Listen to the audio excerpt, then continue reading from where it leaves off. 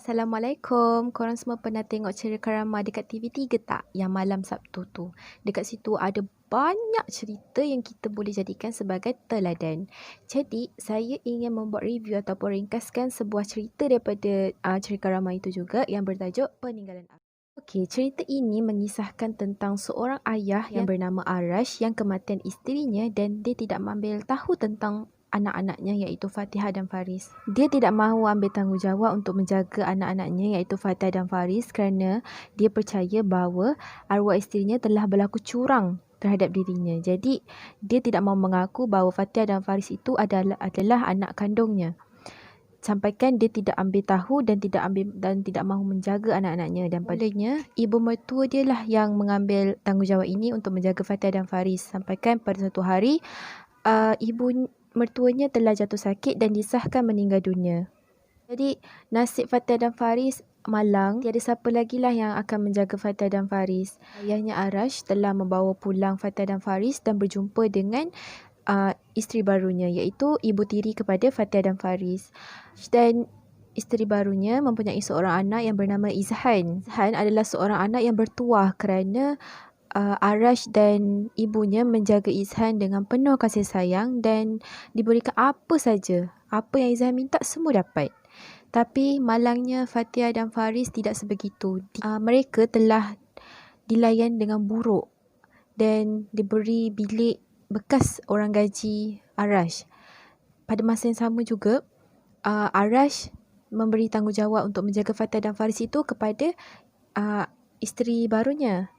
Isteri barunya adalah seorang yang talam dua muka kerana di hadapan Arash, dia seolah-olah menjaga Fatihah dan Faris dengan baik. Tetapi di belakangnya, dia telah melakukan perbuatan yang kejam terhadap Fatihah dan Faris tu. Ibu tirinya sangat kejam. Dia tidak mahu memberi makan kepada Fatihah dan Faris sehingga kan Fatihah dan Faris itu kelaparan apabila pergi ke sekolah.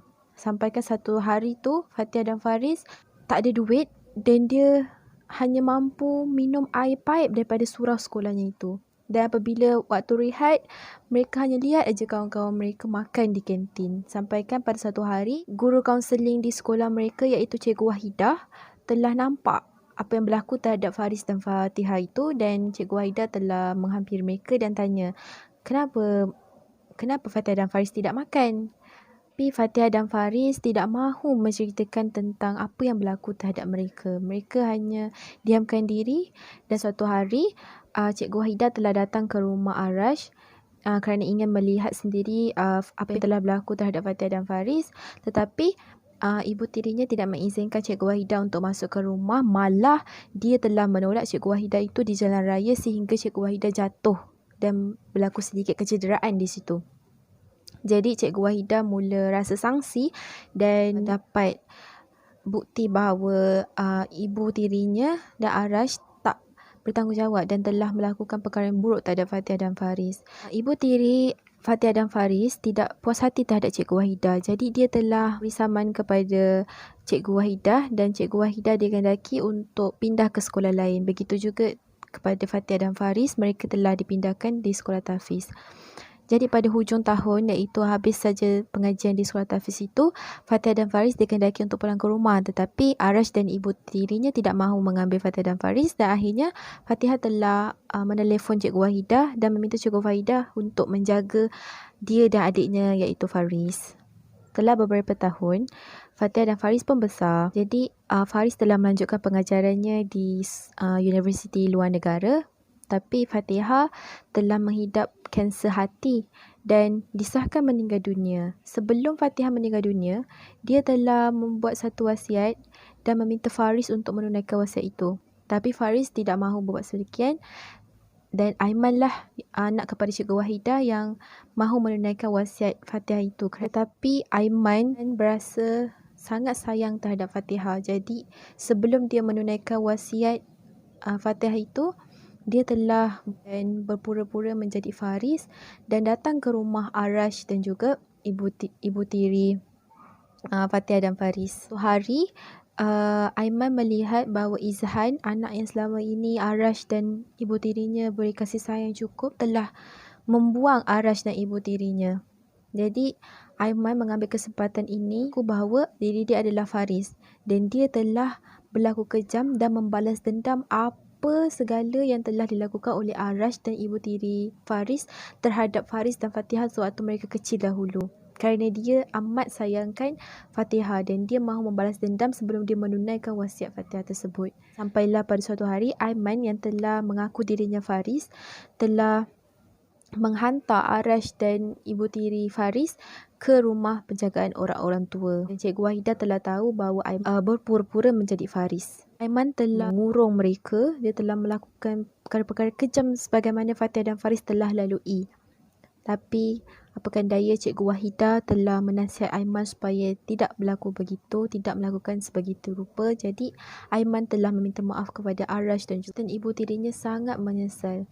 Mereka rasa macam sangat menyesal lah kerana telah melakukan perkara yang buruk terhadap Faris dan Fatihah. Sebab itulah bila mereka dah tua, mereka telah dibuang oleh anak mereka sendiri, telah diseksa oleh anak mereka sendiri dan telah mendapat balik apa yang mereka lakukan selama ini. Nasib baiklah Fatihah itu adalah seorang anak yang baik hati. Walaupun dia tak dilayan dengan baik sewaktu kecil, dia masih sayangkan Arash dan telah menyediakan rumah untuk Arash dan ibu tirinya. Pengajaran daripada cerita ini, kita tidak boleh membalas dendam kepada orang yang telah membuat jahat kepada kita.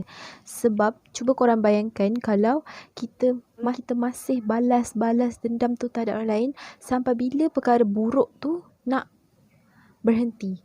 Sampai bila? Balas dendam dekat orang tu pula akan balas dendam dekat yang ni, lepas tu balas dendam dia still akan continue. So perkara tu tak baik.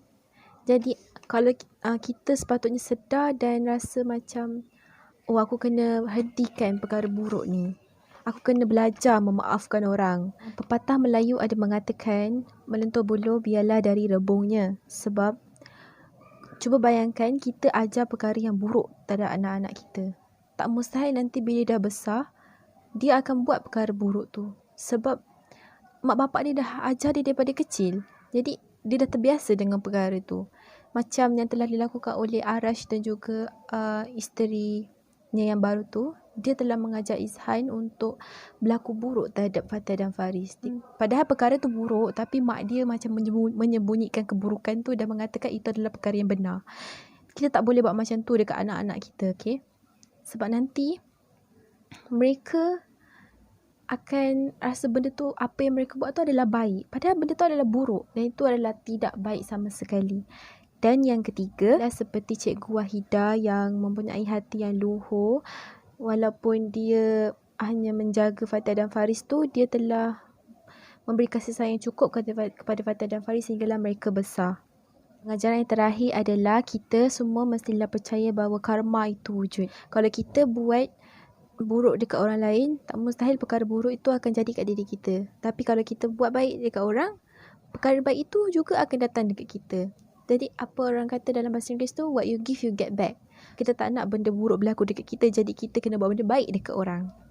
Okay, terima kasih. Sekian saja itu daripada saya. Assalamualaikum.